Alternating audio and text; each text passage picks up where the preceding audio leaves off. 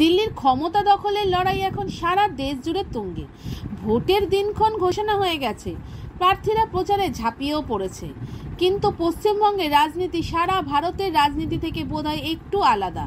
রাজ্যের শাসক দল হওয়াতে টিএমসি সবসময় একটু এগিয়ে, আর শক্তপোক্ত সংগঠনের অভাবে বিজেপি একটু ছন্নছাড়া অবস্থায় রয়েছে।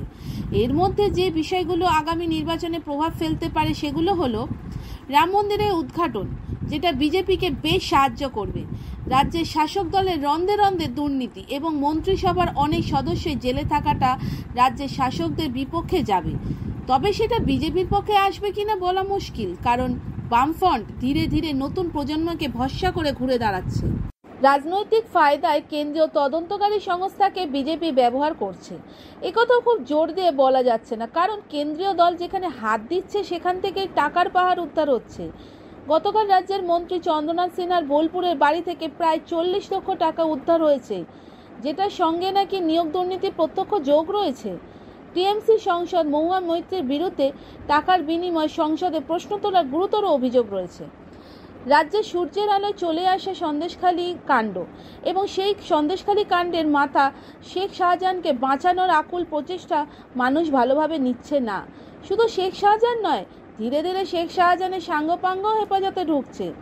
সামনে নিয়োগ দুর্নীতি মামলার রায়দান, সেখানে কি হবে বলা না গেলেও পরিস্থিতি যে শাসক দলের পক্ষে নিয়েই সে কথা বলাই যায়।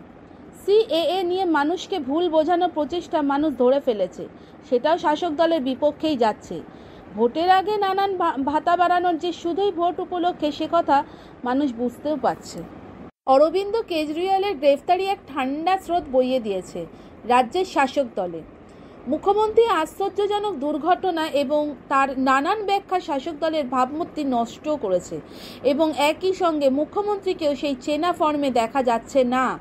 এমন কিছু সেলিব্রিটিকে শাসক দল প্রার্থী করেছে যাদের মানুষের কাছে কোনো গ্রহণযোগ্যতাই নেই। বলতে গেলে বেশ কিছু সিট শাসক দল বিরোধী ওয়াকওভার দিয়েছে। এছাড়াও আরও অনেক বিষয় আছে যেগুলো আগামী নির্বাচনে বিশেষ প্রভাব ফেলবে।